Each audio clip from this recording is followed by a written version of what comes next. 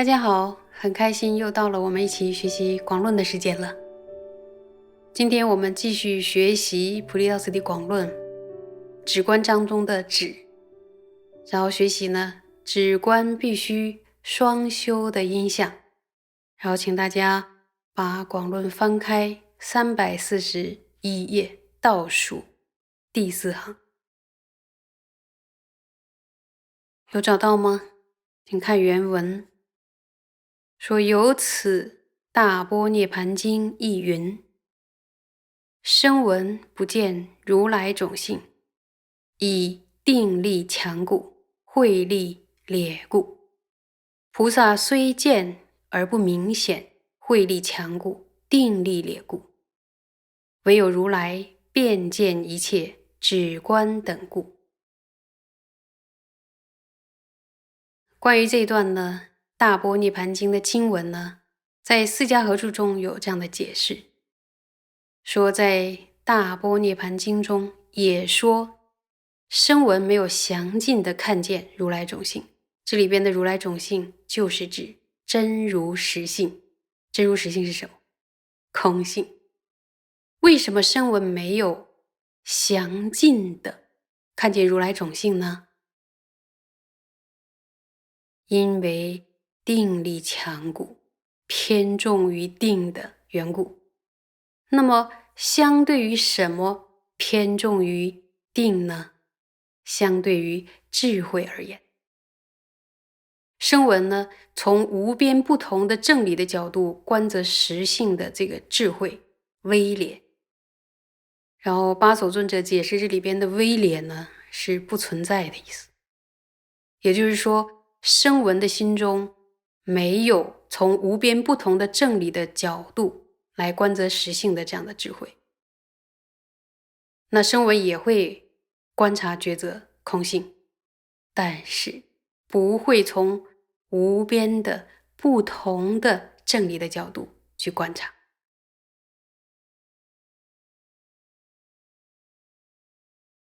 关于这一段呢，就说这个微劣的劣字，微劣的劣字呢，好像看到表面上的意思说是不是也有，但是很少。但是你看看在释迦合注里八首尊者的解释是这样。然后我又看一下宗大师所著的这个入中论善显密书中的也有这样一段，说因此呢，大乘行者如同中论中所说，对于成立一个事物是无地时的，也会用无边不同的这样的一个能力的一个正理来成立。所以呢，对于真实义而言呢，智慧它是极为广博的。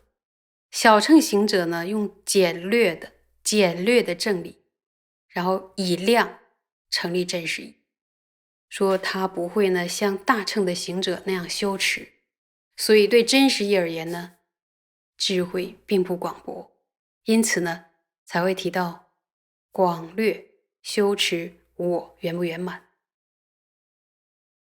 说之所以会有这样的差别，是因为声闻独觉只是为了断除烦恼而精进，那只要证得真实义简略的意涵就可以了，就只要证得空性简略的意涵就可以了，就够了，对不对？那么大乘行者是为了断除所知障，所以就必须呢对真实义，就对空性增广智慧，而令智慧呢，注意，而令智慧极为广博。说菩萨虽然详尽的看见真如实性，然后却不清晰。为什么不清晰呢？因为菩萨有的时候他安住于等引中，有的时候安住于后得中。等引是什么呀？就是入定的状态。那么他在入定的状态中呢，对于所缘的内涵专注一心，内心完全不受其他任何一点干扰。即使呢有人在你耳边敲鼓，然后也不会动摇。其实这就是等引的状态。所以菩萨有的时候入定，有的时候出定，然后无法同时安住等引于后得，就是无法在入定的时候出定，出定如入定，无法做到。他无法做到什么？无法做到等引后得没有交替，没有交替的恒常的看见实性，就是看见空性。所以呢，他就无法清晰的看见。按照巴所尊者的解释的话呢，这里边的清晰看见呢，不只是现证，而是指等引后得没有交替的恒常的看见。注意，等引与后得没有交替的恒常的看见。那么等引后得没有交替的恒常的看见，唯有佛陀才能做到等引后得没有交替的恒常的看到空性，看到实性。所以菩萨独觉声闻都是等引后得，它要交替出现。交替有的时候呢入定，有的时候等引，有的时候呢出定。然后安住于等引的时候呢，就不是安住后得的时候。然后安住后得的时候，就不是安住等引的时候。所以它不会同时安住在等引与后得中。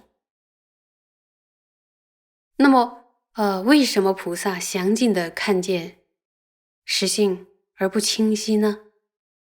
因为慧力强故，定力劣故，对吧？因为偏重于智慧，偏重于什么样的智慧呢？就是从无边不同的正理的角度观则的智慧。这个它是与智慧相比呢，是定比较微弱的缘故。所以在这里呢，巴所尊者特别补充了一下，说菩萨从无边不同的正理的角度观则空性，这是过失吗？这不是过失。但是呢，一切等引最终都必须要出定，就你入定要出定。因此呢，它等引后得没有成为同一个体性。所以菩萨入定之后还要再出定，而入定再出定，所以无法像佛陀一样达到等引和后得完全的成为同一体性的这样的一个不可思议的境界。上面讲了声闻菩萨呢，看见如来种性的境界。那么接下来呢，佛陀的境界是怎样的呢？说唯有如来遍见一切止观等故。如来呢，观见一切，因为等引和后得它成为了同一体性，而使呢止观平等具足。成佛的时候呢，等引后得是成为了同一体性，而且止观是平等具足的，所以能够遍见一切。我们呢再往下看，有找到行吗？说有指力故，如无风烛，诸分别风不能动心；由观力故，永断一切诸恶见网，不为他破。那么解释一下说，透过寂止的力量，就像安置于没有风的地方的烛火一样，内心呢不会受到分别的风所动摇。那么圣观呢，能断除一切恶见之网，断除一切恶见之网，因而不会被他方破坏。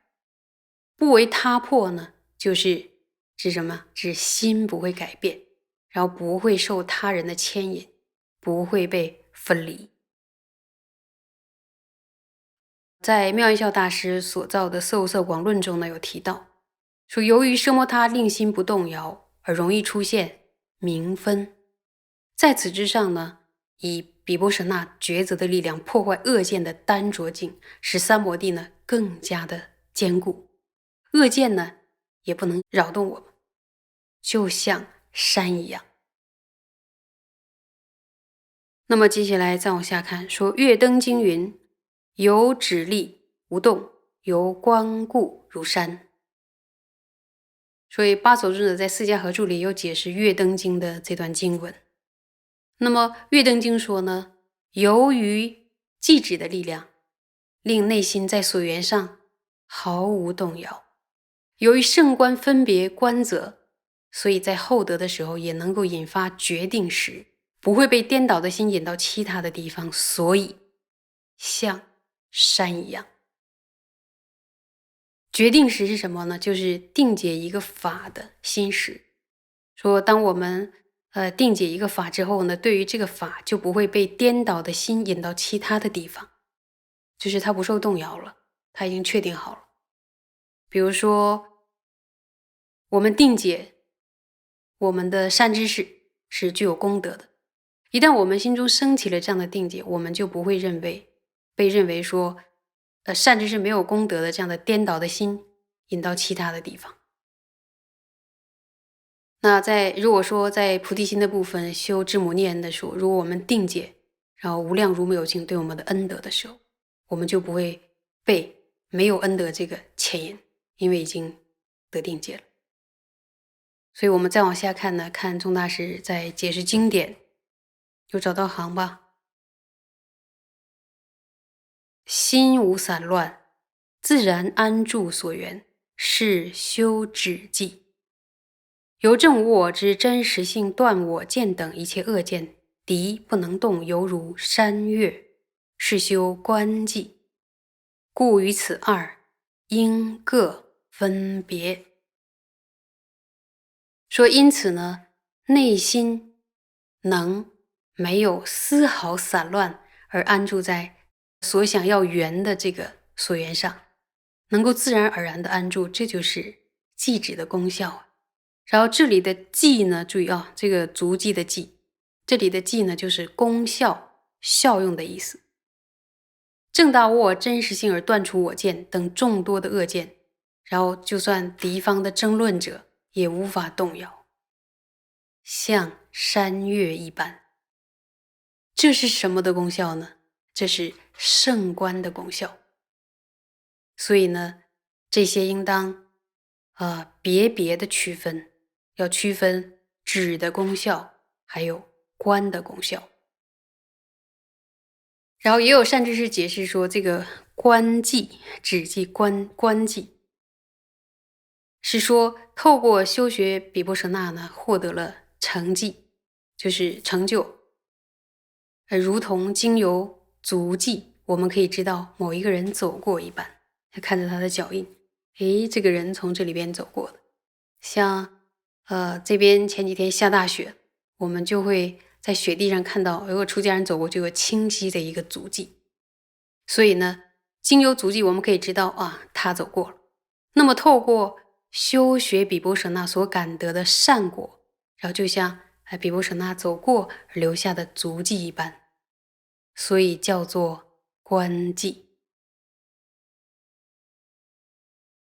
有听清楚吗？今天就讲到这里了，会不会有点多？